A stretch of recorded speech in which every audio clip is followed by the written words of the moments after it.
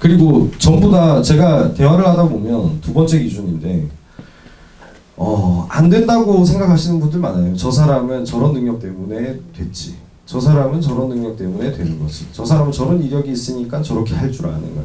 저 사람은 똑똑하니까 저렇게 될 거야. 나는 이렇게 살았으니까 안 돼. 나는 주변에 가족이 도와주질 않아. 기타 등등의 엄청 거절에 대한 내용 많지 않습니까? 예. 근데 그 모든 거를 다 무시해야 됩니다. 거기 조인트 사고 책에 앞선 한 70페이지, 60페이지 정도 부분에 보면 그 내용이 있더라고요. 예. 누구한테 물어보지 마라. 사업에 대한 결정을. 그리고 자기 일에 대한 결정을 누구한테 물어보지 마라. 예. 왜 물어보면 반대되는 의견밖에 안 들리니까. 예. 그거를 동감해주고 저거를 했다면 그 사람은 벌써 그 일을 하고 있겠죠. 그 일을 안 하니까 당연히 반대되는 의견을 얘기할 수밖에 없는 거죠. 맞지 않습니까? 그래서 적극적으로 상대방한테 어필할 필요가 없습니다. 내가 하는 여건에 대해서 상대방이 이해하는 만큼 수준으로 대하면 되죠. 메타인지도에 맞춰서 상대방을 객관적으로 얘기하면 됩니다. 그래, 너는 그게 꿈이고 그게 목표고 너 인생에 그게 너 하는 일이니까 나는 너 기준으로만 얘기하는 거예요.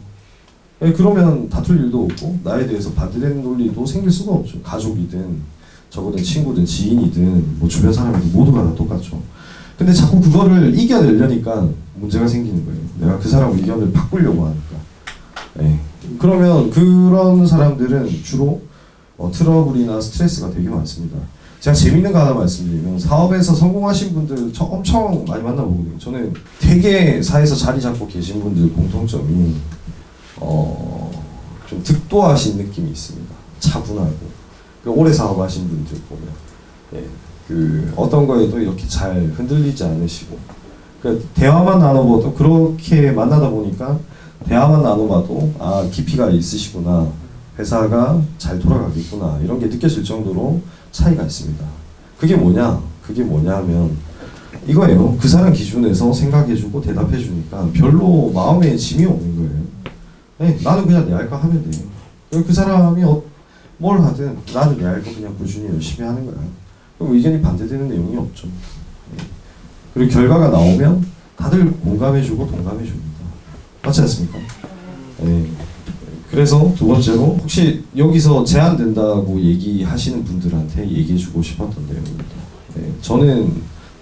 저는 이 CI 그룹 처음 만들 때 B7억 8천에 여기 강남역 PC방에서 노숙했거든요. 저보다 더 어려우신 분이 실패해 보셨다니까 있으실 수도 있겠지만 전 저보다 어려웠던 이 유년기나 성장 과정이 어려웠던 사람을 구체적으로 얘기해서 저보다 어려웠던 분을 잘 못 봤습니다. 거의 못 봤습니다. 그럼 변명이 있을 수 있는가? 그리고 뭐 돈이 제한된다, 뭐가 제한된다, 어떤 변명이든 할 수 있는가? 없거든요. 저도 스스로한테 그때 사기당해서 망했을 때 정말 제 재밌는 거는 눈물 한 방울 안 흘렸습니다. 그리고 그 어린 나이에 내가 수업비를 싸게 치렀구나 하고 넘어갔습니다. 그 다음 날부터 다시 PC방에서 도망다니면서 PC방에서 면도하고 미팅 다니고 다시 사업 시작했거든요. 변명은 하는 게 아니죠. 변명의 여지는 없는 겁니다. 자기가 무엇을 수행하는 데 있어서 스스로 집만 만들 뿐이에요. 뭐가 제한된다, 뭐 안 된다, 뭐 안 된다 다 말하실 필요 없을 것 같습니다. 여기서 그러면 지금부터 이 시점부터는 어느 누구도 본인이 하시는 일에는 제한사항이 없으신 거예요. 맞지 않습니까? 네.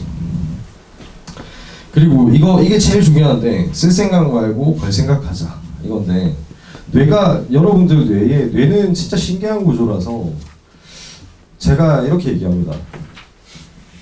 직원한테 너 열심히 일 안 해? 열심히 일 안 해? 이렇게 물어봅니다.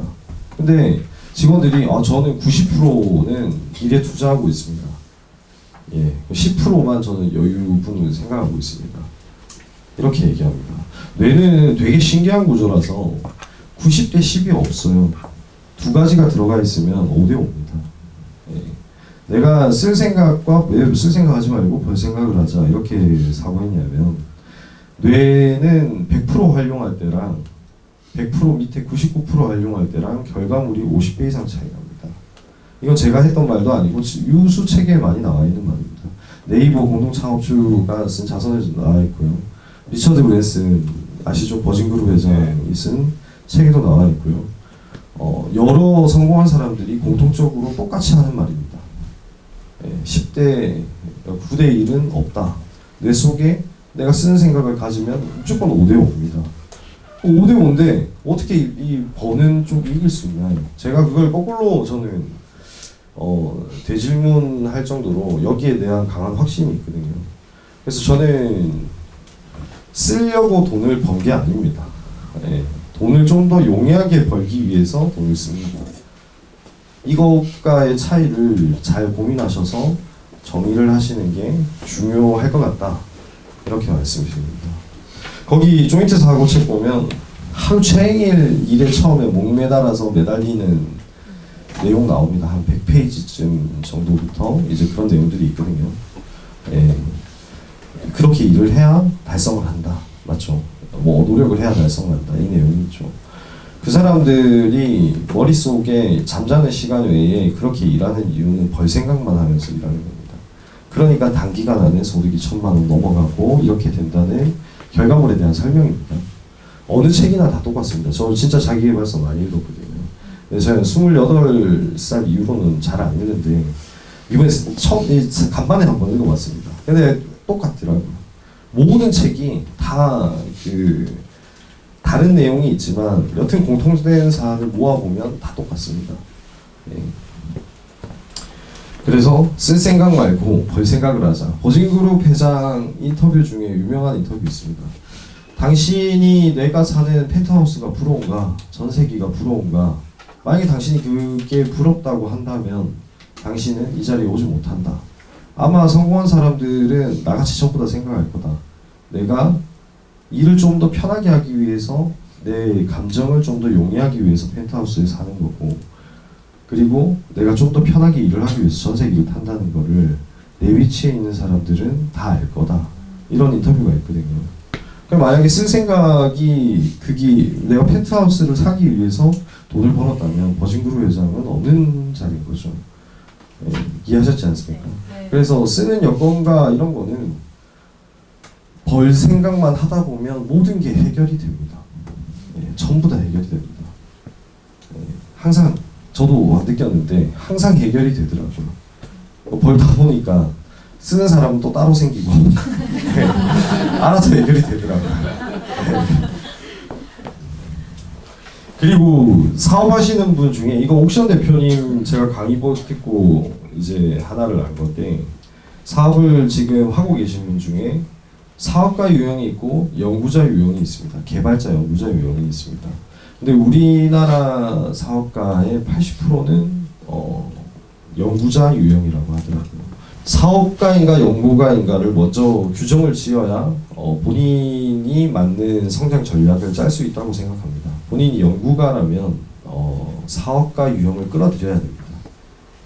그래서 수익 조율을 하고 그 사람을 시켜야 되는 거죠. 그리고 본인이 사업가 유형이다 라고 생각이 되면 다른 분들한테 물어보십시오. 내가 사업가 유형인가요? 내가 사업가 유형인가요? 내가 사업할 수 있겠나요? 물어보십시오. 그러면 그게 예스로 나올 때까지 바뀌시면 됩니다. 부단히 노력하셔서 바꾸시면 됩니다. 아까 제가 얘기했던 거죠. 메타인지, 본인 스스로 본인과 주변 상황을 객관적으로 알아야 한다. 이걸 뭐 철학적으로 말을 하면 이 말이 되는 거죠. 잘난 게 아니고 못난 게 아니다. 시간의 관념으로 쳐다봐야 되거든요. 일은. 그러니까 내가 지금 강하게 마음을 먹으면 특정 시간 뒤에는 되게 잘 돼 있는 거죠. 근데 누가 먼저 잘 됐고 누가 나중에 잘 됐고의 차이밖에 없는 겁니다. 근데 이거 자체를 내 위신인 양 여길 필요도 없고 위신인 양 쳐다볼 필요도 없으면 내가 낮다고 실망할 필요도 없고 상대방이 높다고 기죽을 필요도 없는 거죠.